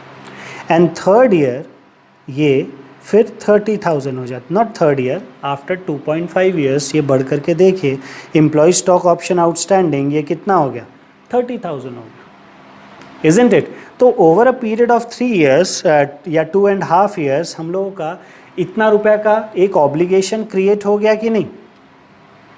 जब हम लोग को इतना रुपए का एक ऑब्लिगेशन क्रिएट हो गया है 30,000 रुपीज़ का, तो इस ऑब्लिगेशन को, इस 30,000 रुपीज़ के ऑब्लिगेशन को हम लोग को क्या करना चाहिए, हम लोग को सेटल करना चाहिए। सेटल करना मतलब अगर एम्प्लॉयज़ ने कंडीशन फुलफिल कर लिया तो अब हम लोग को उनको शेयर्स देना चाहिए, ठीक है। अब एम्प्लॉय शेयर मांगने आ ही नहीं रहा है, क्यों? क्योंकि हम बोल रहे हैं कि वो एक्सरसाइज नहीं कर रहा है, वो लैप्स हो जा रहा है। मतलब एम्प्लॉय बोल रहा है हम नहीं खरीदेंगे शेयर्स। तो अगर एम्प्लॉय बोल रहा है कि शेयर्स मेरे को नहीं खरीदना है तो वो लैप्स हो जाएगा। इसका मतलब हम लोग जो 30,000 रुपीज़ का ऑब्लिगेशन बना करके रखे हैं वो अब ऑब्लिगेशन के बदले शेयर्स हम लोगों को नहीं देना है। समझ में आया? फिर से रिपीट करते हैं। मान लीजिए कि हम लोगों का 1000 शेयर्स ऑप्शन में गया, वो 1000 का 1000 शेयर्स में हम लोगों ने फर्स्ट ईयर में 12,000 रुपीज़ सेट असाइड किया, सेकेंड ईयर में फिर 12,000 सेट असाइड किया, थर्ड ईयर में 6,000 सेट असाइड किया, mid of the third year 6,000 set aside किया। तो over the period of 2.5 years हमने 30,000 रुपीज़ सेट असाइड कर लिया। ये जो 30,000 रुपीज़ हम लोग सेट असाइड करके रखे हुए हैं एम्प्लॉय स्टॉक ऑप्शन स्कीम के नाम से, 30,000 सेट असाइड करके रखे हुए हैं, ये 30,000 रुपीज़ हमारा क्या अब किसी भी तरीके से सेटल करने के लिए रेडी है? हाँ है। दैट इज़ वाई इसको हम क्या बोलेंगे? Vested option. बट एम्प्लॉय अगर शेयर मांगेगा ही नहीं तो उसको तो हम देंगे ही नहीं शेयर। तो फिर ये क्या है, मेरे बैलेंस शीट में पड़ा रह जाएगा क्या? क्योंकि अगर एम्प्लॉय शेयर मांगता तब हम उसको शेयर इशू करते, और ये एम्प्लॉय स्टॉक ऑप्शंस आउटस्टैंडिंग जो हर साल हमने क्रेडिट किया था over a period of 3 years credit किया था, तो उस केस में अब उसको हम लोगों ने डेबिट कर दिया तो ये हमारा कैंसिल हो गया। लेकिन वो एम्प्लॉयज़ जब शेयर्स खरीदे तब ना, एम्प्लॉय जब पैसे दिए तब ना हम डेबिट करें, नहीं तो हम फालतू का क्यों डेबिट करें उसको? बात समझ रहे हैं? नहीं तो हम लोग को उसको डेबिट करने का कोई मतलब ही नहीं है। Is this clear? तो हम लोग उसको क्या करें? अब हम दिक्कत में पड़ गए, भाई एम्प्लॉय तो शेयर ही नहीं खरीद रहे हैं, तो हम क्या करें? वो तो कैंसिल करा दिए, बोले नहीं मेरे को शेयर नहीं खरीदना, छोड़ दो। तो कंपनी ने over a period of 3 years profit and loss account से पैसा निकाल करके एम्प्लॉय स्टॉक ऑप्शंस आउटस्टैंडिंग में रखा था। सेकेंड ईयर भी पीएल से पैसा निकाल करके एम्प्लॉय स्टॉक ऑप्शन आउटस्टैंडिंग में रखा था। थर्ड ईयर में भी पीएल से पैसा निकाल करके एम्प्लॉय स्टॉक ऑप्शन आउटस्टैंडिंग में रखा था। थर्ड ईयर मतलब 2.5 ईयर्स का पीरियड था उसमें लास्ट में, है ना? तो ये जो पैसा रखा था पीएल से निकाल करके, अब इसको हम लोगों को इसके बदले में अपने को सेटलमेंट नहीं करना है, तो एक तरीके से ये फ्री हो गया। ये जो मेरा ऑब्लिगेशन था ये ख़त्म हो गया, ये फ्री हो गया। तो अगर कि वेस्टिंग के बाद में, वेस्ट करने के बाद में अगर मेरा ऑब्लिगेशन फ्री हो जाता है, अगर मेरा मतलब हमको शेयर्स नहीं देना है, वो लैप्स कर जाता है, तो इन दैट केस उसके लिए जितना भी हमने एम्प्लॉय स्टॉक ऑप्शन आउटस्टैंडिंग रखा है बना करके, उसके लिए मेरा जितना ईसॉस बना हुआ है वो सारा का सारा हम क्या करेंगे? उसको हम ट्रांसफ़र कर देंगे, ट्रांसफ़र टू जनरल रिजर्व, है ना? उसको हम कहाँ ट्रांसफ़र कर देंगे? जनरल रिजर्व में। जितना भी मेरा बना हुआ है वो सारा का सारा अमाउंट को हम लोग कहाँ ट्रांसफ़र करेंगे? जनरल रिजर्व में। ठीक है? तो जो हम लोगों का एक्सरसाइज हुआ था वो तो चला गया, वो ऐसे ही एडजस्ट हो गया, उसका एंट्रीज देख लिए। लेकिन जो एक्सरसाइज नहीं हुआ है उससे रिलेटेड जितना भी वेस्टेड ऑप्शन का employee stock option outstanding amount है, मतलब अकाउंटिंग वैल्यू है, उसको आप कहाँ ट्रांसफ़र कर दीजिए? प्रॉफिट एंड लॉस अकाउंट में नहीं, जनरल रिजर्व में। उसको आप जनरल रिजर्व में ट्रांसफ़र कर दीजिए। तो अपना गाइडेंस नोट यही बोलता है कि अगर आप एम्प्लॉय स्टॉक ऑप्शन आउटस्टैंडिंग को कैंसिल करते हैं तो कहाँ ट्रांसफ़र करके कैंसिल करेंगे? General reserve. बात समझ में आया? तो अगर वेस्टेड ऑप्शन कैंसिल हो जाए, जनरल रिजर्व में आप ट्रांसफ़र करके उसको एडजस्ट कर दीजिए। अगर अनवेस्टेड ऑप्शन लैप्स होता है, अनवेस्टेड ऑप्शन मतलब 2.5 ईयर्स का मेरा पूरा का पूरा वेस्टिंग पीरियड था, है ना? अगर वेस्टिंग पीरियड 2.5 ईयर्स है तो 2.5 साल में इसको क्या करना है? वेस्ट करना है, मतलब कंडीशंस फुलफिल करना है। हो सकता है मान लीजिए एम्प्लॉय 1 साल बाद ही छोड़ के चला गया, हो सकता है कोई एम्प्लॉय 2 साल बाद छोड़ के चला गया, हो सकता है कोई एम्प्लॉय कुछ ऐसा एक्शन ले लिया जिसके चलते उसका राइट खत्म हो गया ऑप्शन का, है ना? तो अभी तक वो 2.5 ईयर्स ख़त्म भी नहीं हुआ है, लेकिन एम्प्लॉय क्या किया? बीच में ही छोड़ के चला गया, बीच में ही या फिर अपना जो राइट है उसको एक्सरसाइज करने के लिए जो कंडीशंस था वो सब का सब कंडीशंस में वायलेशन किया। किसी भी रीज़न से, अभी वो पूरा वेस्टिंग पीरियड खत्म नहीं हुआ है, बीच में ही कुछ ब्रीच हुआ, बीच में ही कुछ गड़बड़ी हुआ, या तो एम्प्लॉय छोड़ के चला गया या फिर कुछ ना कुछ बदमाशी हुआ, तो हम क्या करेंगे, हम बोलेंगे कि वो वेस्ट क्या है, वो ऑप्शन क्या है, अब अनवेस्टेड है और साथ ही साथ वो लैप्स कर गया, मतलब अब वो एम्प्लॉय एक्सरसाइज नहीं कर सकता, उस ऑप्शन को एम्प्लॉय एक्सरसाइज नहीं कर सकता। तो क्या होगा, ये मेरा अनवेस्टेड ऑप्शन लैप्स कर जाएगा। तो अगर अनवेस्टेड ऑप्शन लैप्स करेगा, ठीक है, तो उसमें भी अगर कुछ एक्सेस अमाउंट बचता है,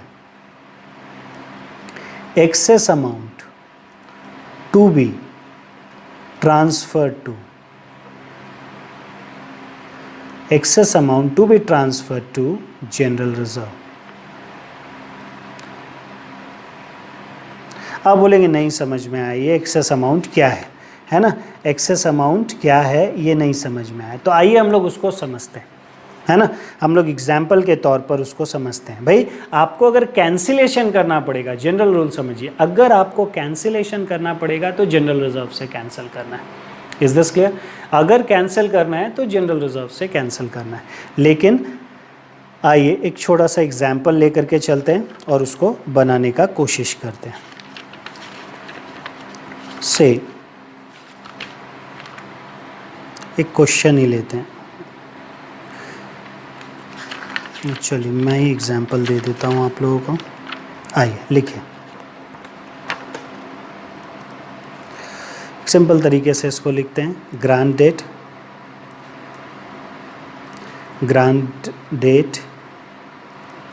1/4/2015, vesting period 3 years,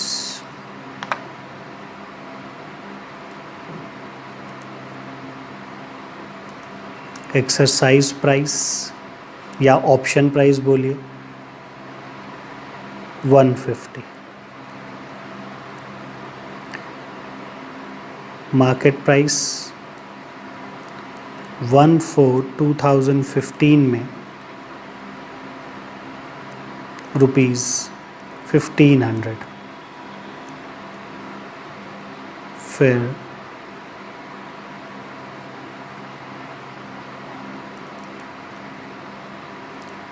exercise period 6 months, number of shares under option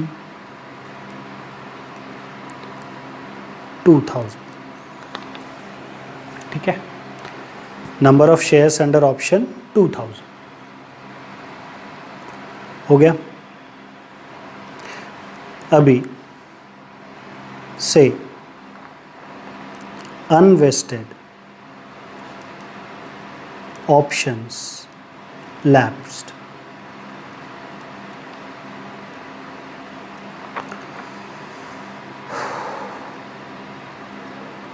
$300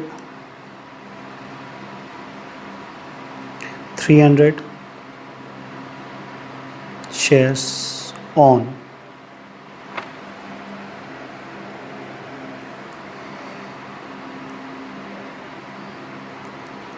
30/11/2016,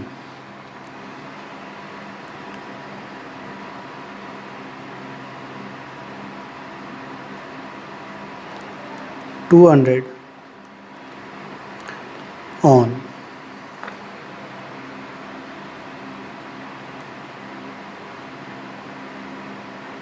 31/12/2017,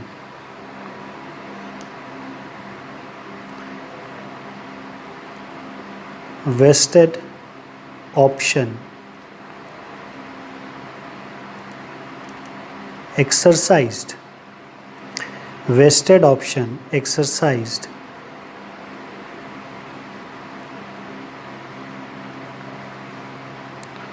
1,400 shares on 6 months था ना हम लोगों का, 16, 17, 18, लास्ट डेट में लेते हैं, on 39/2018 and vested option lapsed. 100 shares, but obvious last day तक अगर आप नहीं करते हैं एक्सरसाइज तो लैप्स हो जाएगा। चलिए एक बार लिख लीजिए, फिर हम लोग इसको डिस्कस करते हैं।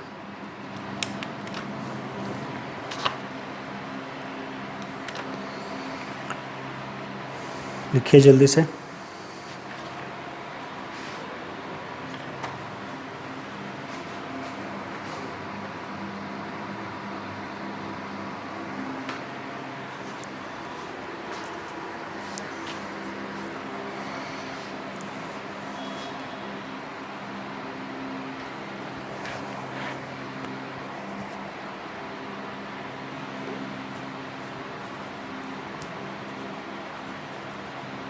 हो गया?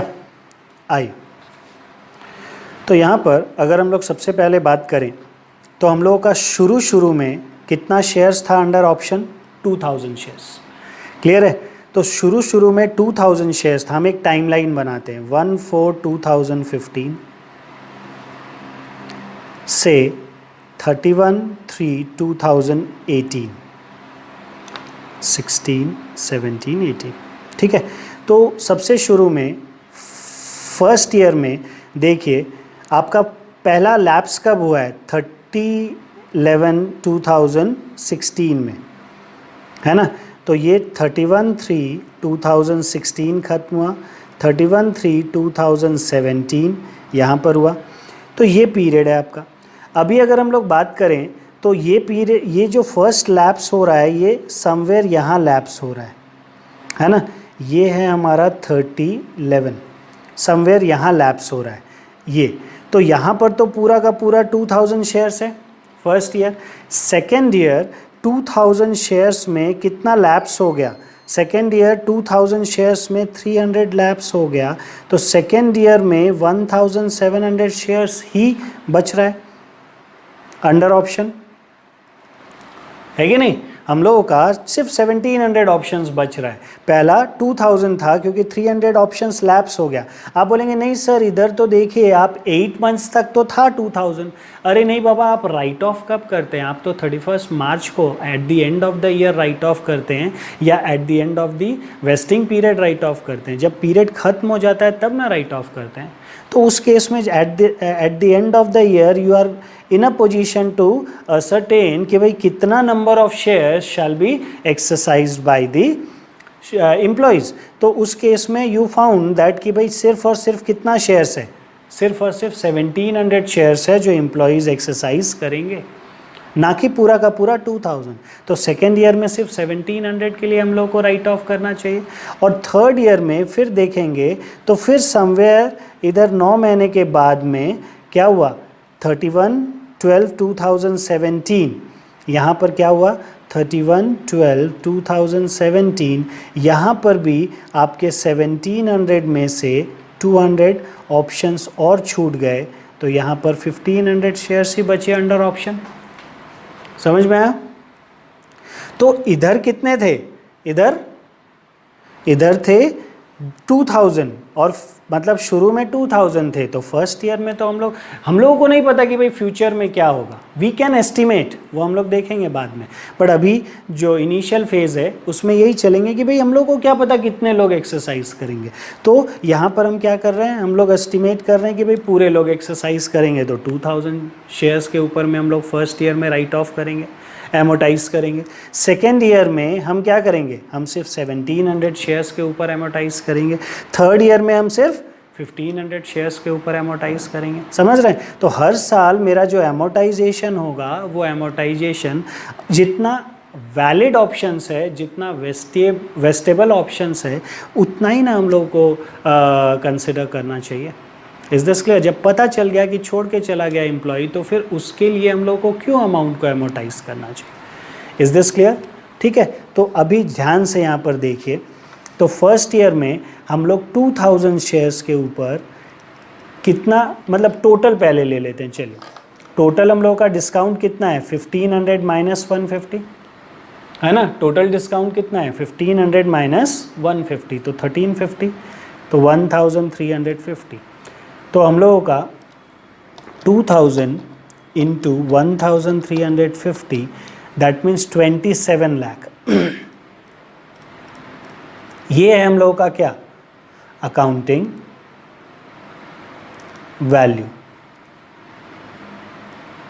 अकाउंटिंग वैल्यू कब, ईयर 1 में, है ना, या 31/3/2016 के में, है ना। Eight the end of first year हमारा अकाउंटिंग वैल्यू 27 लाख।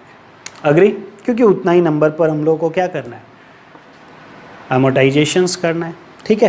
तो हम लोग क्या बोलेंगे, इसमें कितना साल का है, 3 इयर्स का है, तो इन दैट केस हम क्या करेंगे, ईयर 1 का अमोर्टाइजेशन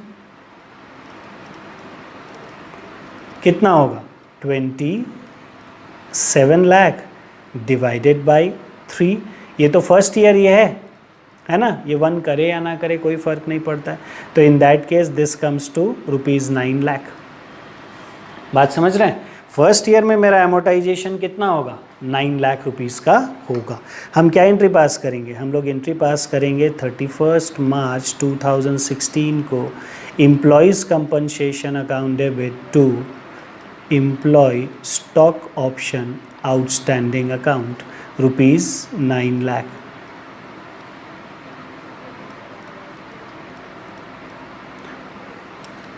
₹9 लाख, है ना। Employee stock option outstanding debit to employ compensation debit to employ stock option outstanding account 9 lakh. बात क्लियर है। तो फर्स्ट ईयर का हमने कर लिया,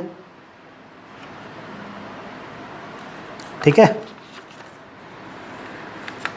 चलिए अभी नेक्स्ट चलते हैं, इसको पीएल में डाल देते हैं। Same 31/3/2016 profit and loss account debit to employees compensation account. इस साल तक तो कोई प्रॉब्लम नहीं है, इस समय तक कोई प्रॉब्लम नहीं है, हमारा काम हो गया। इस समय तक कोई इशू नहीं, कोई प्रॉब्लम नहीं, हम लोगों का काम हो गया। बात क्लियर है ना। अब आगे चलते हैं हम लोग सेकेंड ईयर में। ध्यान से, सेकेंड ईयर का अकाउंटिंग वैल्यू बताइए, 1700 इंटू 1350। हाँ, क्यों, क्योंकि 300 तो छूट गया ना। अब हम लोगों को 2000 के लिए नहीं करना है, 300 वाला छोड़ के चला गया हम लोगों को, है ना। 300 शेयर्स पर नहीं करना है, तो हम लोगों को सिर्फ 1700 शेयर्स करना है। एग्री और नॉट। तो उसी पर ना हम लोगों को करना था 1700 इंटू वट, इंटू 1350, 22,95,000। अभी कम हो गया, क्यों कम हो गया, रीज़न बीइंग सम एम्प्लॉयज़ लेफ्ट और दे आर नॉट एलिजिबल, है ना। तो क्या हुआ हम लोगों का, फिर 22,95,000 रुपीज़ ही क्या हो रहा है अब, 22,95,000 रुपीज़ ही अब कंसिडर होगा for the purpose of accounting. बात क्लियर है। तो ये है सेकेंड ईयर का अकाउंटिंग वैल्यू। आप बोलेंगे सर एक टेबल बना लेते तो अच्छा होता। अरे बाबा समझ लो ना, टेबल बना लेंगे अभी, है ना।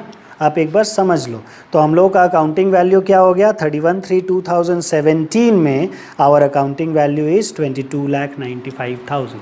तो हम लोग क्या बोलें कि भाई फर्स्ट ईयर में भी सिर्फ इसी का राइट ऑफ करना चाहिए था, सेकेंड ईयर में भी सिर्फ इसी का राइट ऑफ करना चाहिए था। ध्यान से, मेरी बात ध्यान से सुनिए, दिस इज़ वेरी रेलिवेंट, है ना। कोई इधर उधर ध्यान मत दीजिए। हाथ में पॉपकॉर्न है, चिप्स है, ठीक है, भूख लग रहा होगा, थोड़ा देर एकदम शांत कर दीजिए, उसको साइड कीजिए, चाय कॉफ़ी सब छोड़िए, ध्यान से मेरी बात सुनिए। क्या कि भाई आपको फर्स्ट ईयर में भी, ऑल्दो आपको पता नहीं था, तो आपने 2000 शेयर्स के हिसाब से फर्स्ट ईयर में राइट ऑफ्स किया, है ना।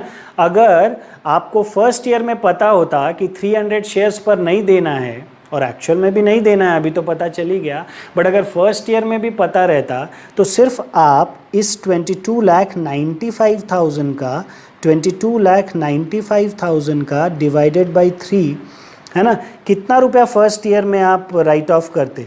7,65,000, ओनली 7,65,000 आप राइट ऑफ करते फर्स्ट ईयर में, है कि नहीं। और सेकेंड ईयर का भी सिर्फ कितना राइट ऑफ करते? 7,65,000।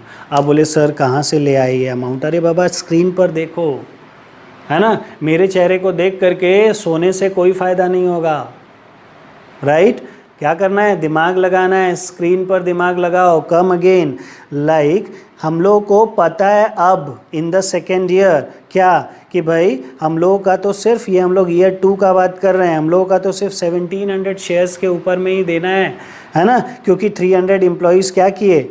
लैप्स कर गए, वो छोड़ के चले गए। तो 1700 शेयर्स पर 1350 करके टोटल अकाउंटिंग वैल्यू होता है 22,95,000। मतलब हम सिर्फ और सिर्फ डिस्काउंट, मतलब टोटल मिला के डिस्काउंट 22,95,000 देंगे, जिसमें से फर्स्ट ईयर में डिवाइडेड बाई 3 करते हैं तो हम लोगों को 7,65,000 करना चाहिए था।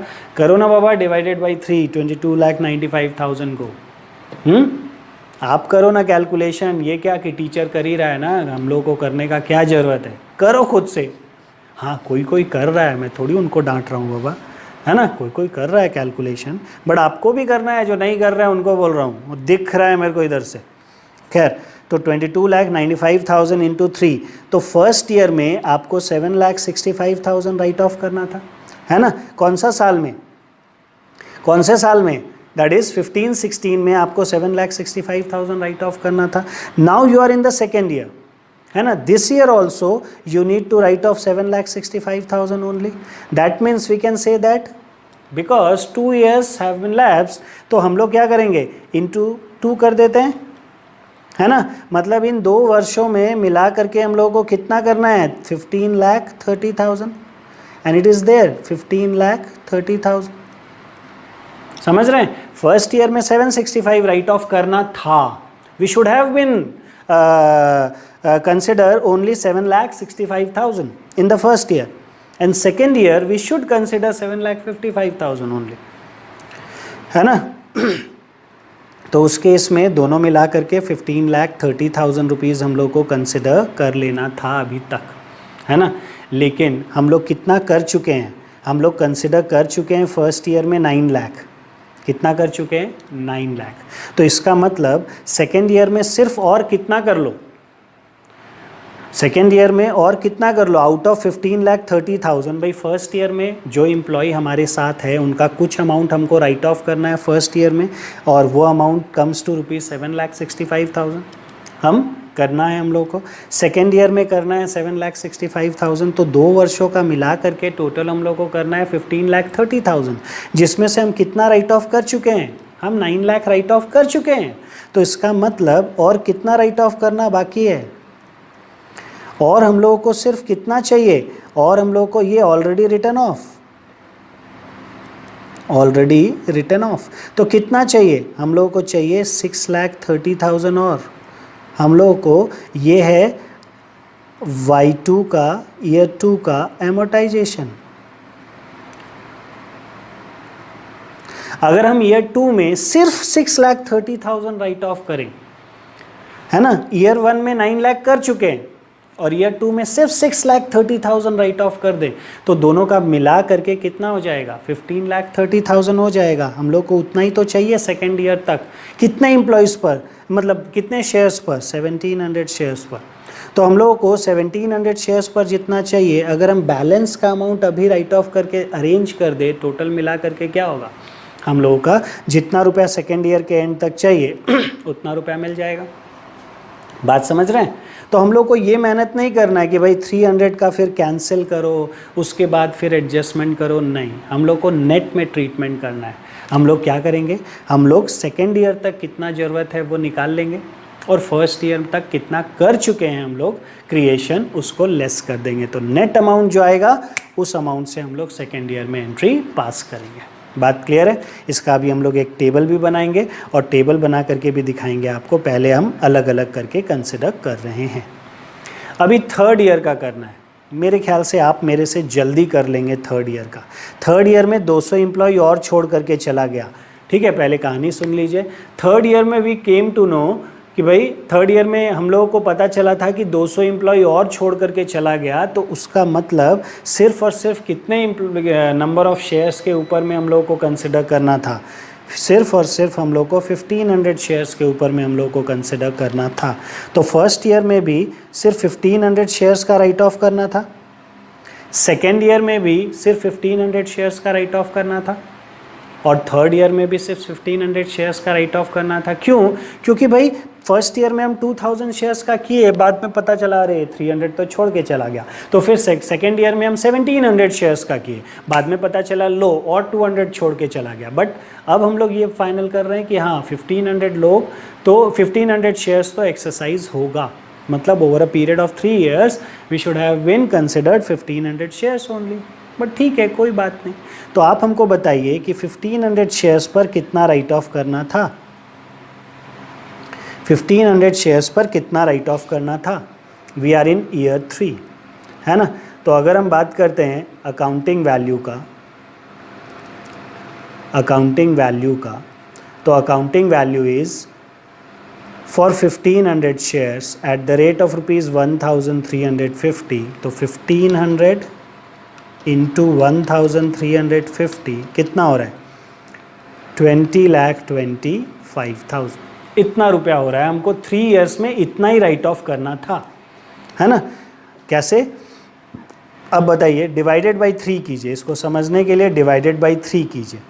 तो बताइए 15-16 ये फर्स्ट ईयर है, इसमें हम लोगों को, क्योंकि अब हम लोग थर्ड ईयर के बाद हम लोग ये पता कर रहे हैं, तो देखते हैं कि भाई 6,75,000 राइट ऑफ करना था। फिर 16-17 में कितना राइट ऑफ करना था? 6,75,000 राइट ऑफ करना था। एंड 17-18 में कितना राइट ऑफ करना था? 6,75,000 राइट ऑफ करना था। तो इन तीनों वर्षों में आपको कितना राइट ऑफ करना है?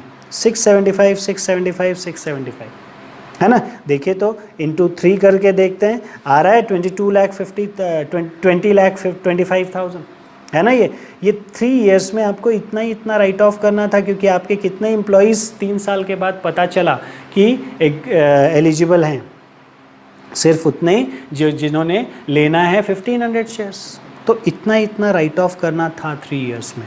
मतलब कुल मिला करके आपको 20,25,000 राइट ऑफ करना था। अब आप बोलेंगे अरे हम लोग तो 1700 के हिसाब से राइट ऑफ कर लिए। तो बोला कोई प्रॉब्लम नहीं है। अब आप क्या कीजिए, ऑलरेडी रिटर्न ऑफ कितना है? ऑलरेडी रिटर्न ऑफ कितना है? That is 15,30,000। कैसे?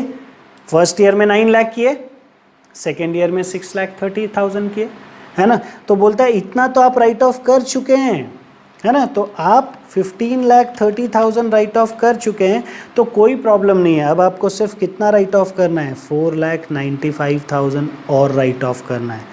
Amount to be written off in year 3।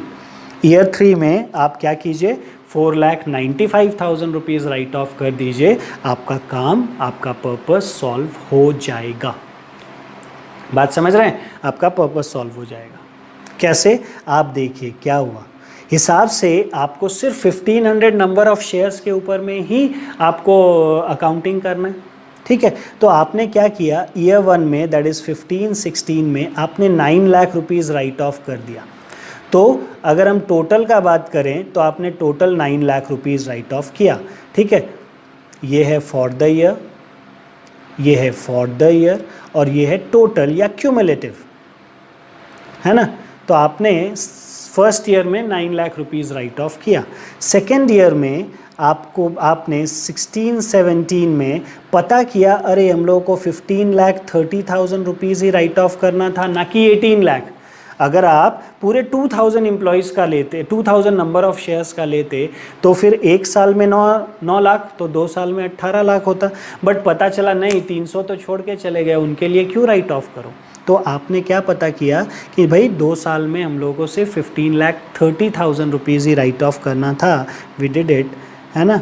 देखिए यहाँ पर ध्यान से देखिए, हम लोगों ने 1700 शेयर्स के हिसाब से निकाला 15,30,000 और वो भी 2 ईयर्स का निकाला है ना। हम लोगों को राइट ऑफ करना था, but what have we done, हम लोग ने अभी तक 9 लाख तो राइट ऑफ कर दिया है, तो फिर इस साल सिर्फ कितना राइट ऑफ कर दो, 6,30,000, तो अपना काम हो जाएगा, अपना पर्पस सॉल्व हो जाएगा अगर हम लोग 6,30,000 राइट ऑफ कर लेते हैं तो। Now what is the position for third year, tell मी।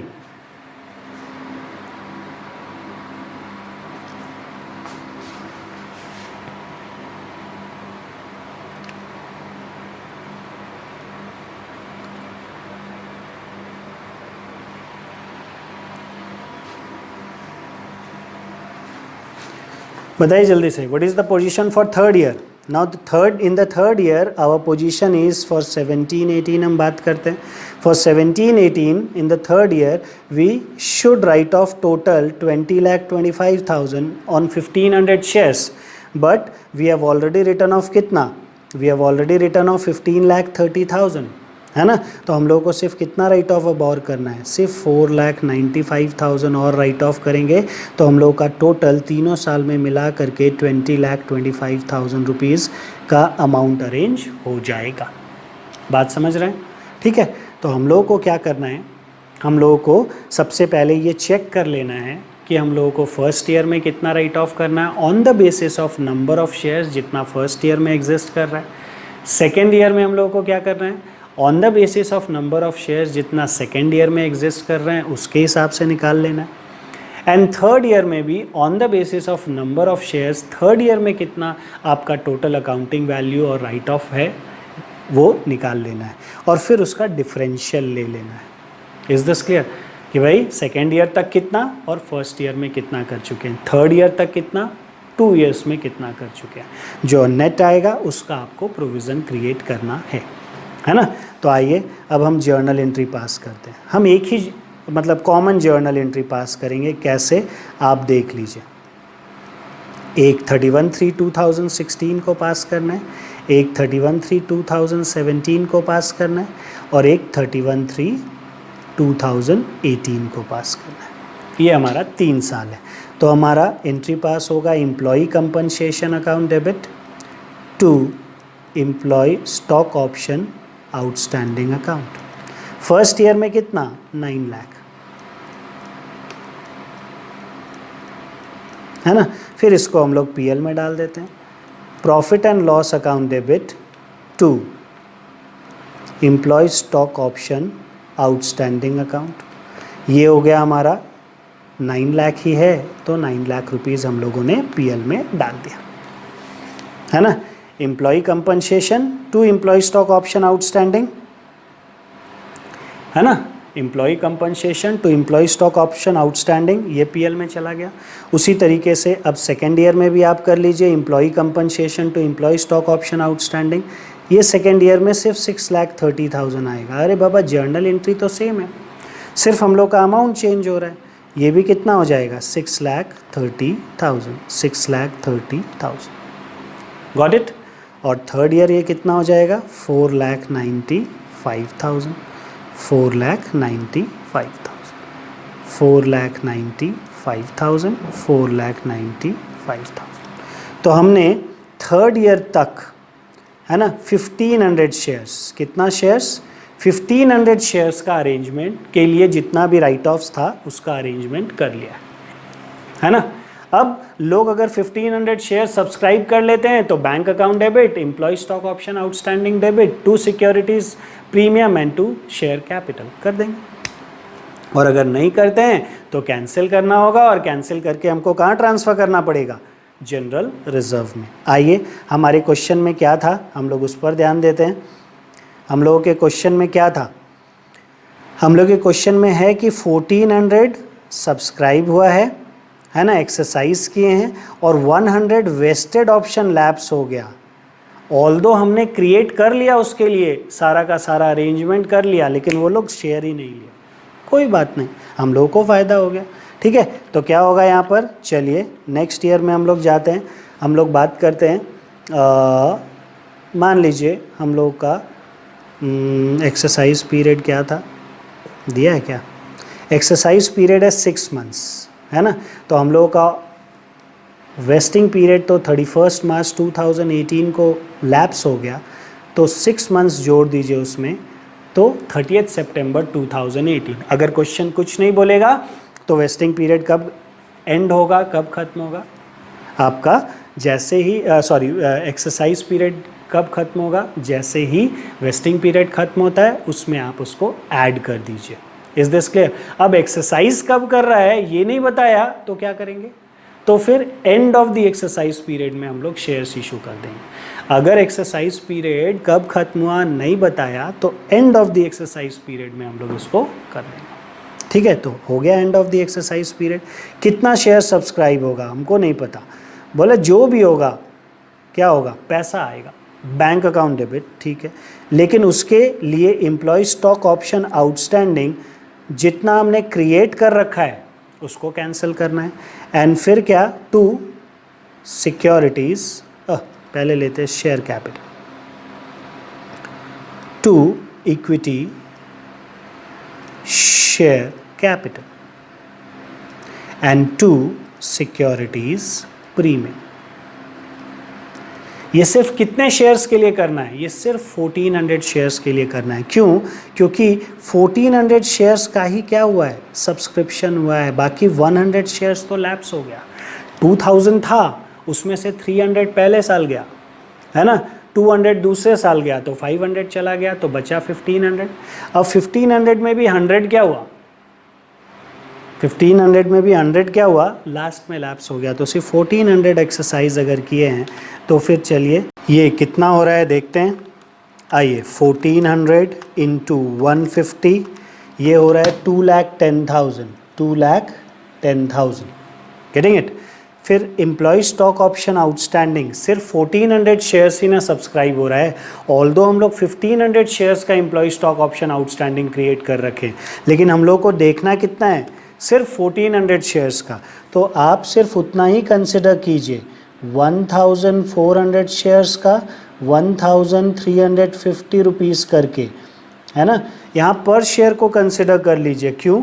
क्योंकि देखिए इधर हम लोग टोटल 1500 शेयर्स पर 1350 करके किए, है ना। तो 1400 शेयर्स को क्योंकि इशू कर रहे हैं तो उतने ही का कैंसिल करना होगा।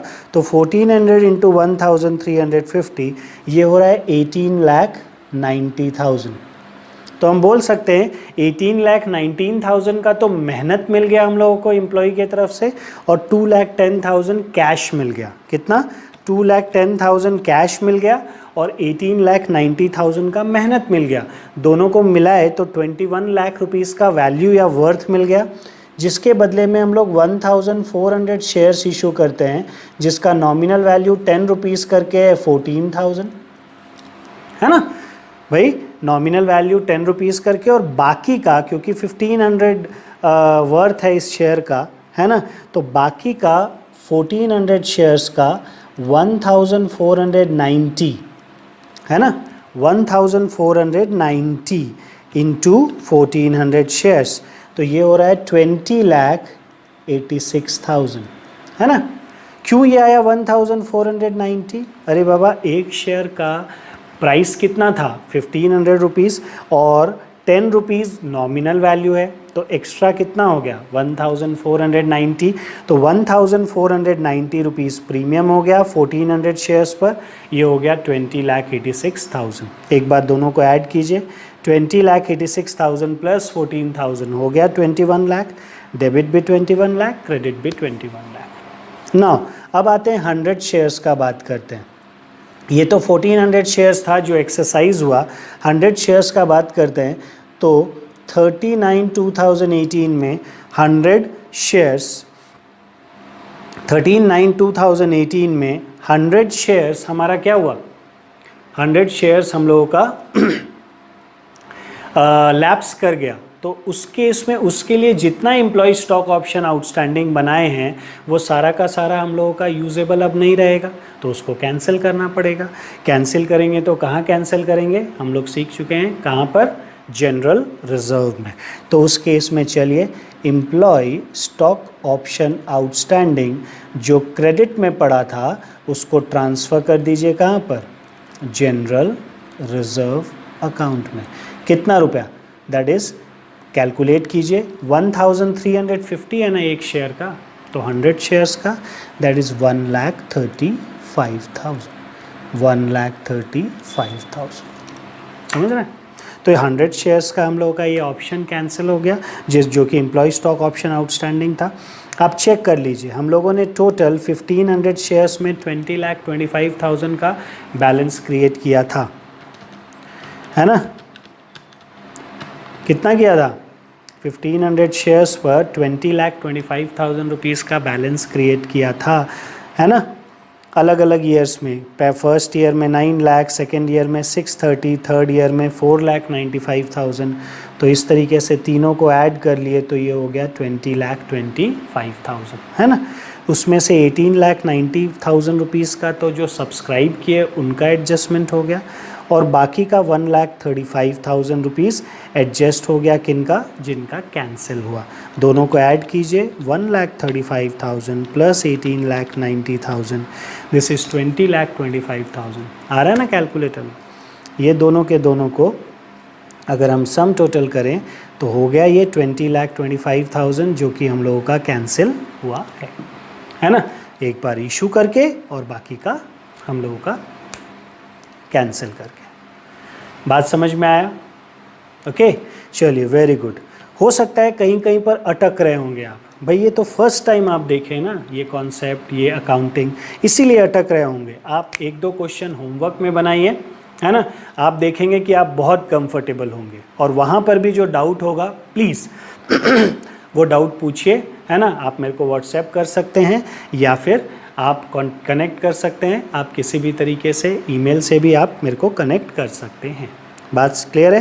तो चलिए आप ये सब बनाइए और होमवर्क लिख लीजिए। होमवर्क क्वेश्चन नंबर 1 आपको बनाना है, और प्रैक्टिस जो है उसका क्वेश्चन नंबर 1 और 8 बनाना है ना। क्वेश्चन नंबर 1 और 8, ठीक है। ये प्रैक्टिस कहाँ है, आप एक बार आइए। एक्चुअली में अगर आप इस शीट में आएंगे, जो शीट आपको नीचे दिया हुआ है उस शीट में आएंगे तो इसका 2 सेक्शन है। एक नोट्स दिया हुआ है, उसके साथ कुछ क्वेश्चंस है, उसका आपको क्वेश्चन नंबर 1 बनाना है, ये ABC लिमिटेड वाला, है ना।